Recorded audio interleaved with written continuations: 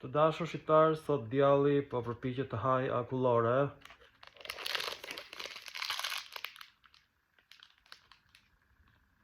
Dhe djalli ka gojën shumë të vogël për akullore, siç e shikoni.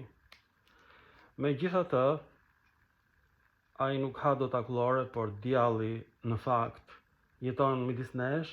Emri i tij është Sali Berisha. Sali Berisha së bashku me Edmond Spahon kanë aprovuar një ligj sipas të cilit minoritetet mund ndryshojnë toponimet e bukura shqiptare ilire në toponime greke.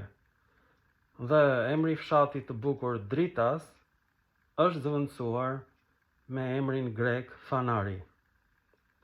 Ky është Sali Berisha, Sali vampiri, Sali djalli që e shkatroi Shqipërinë, e shkatroi ushtrinë shqiptare dhe lejoi të vendosen toponimet greke në Shqipëri.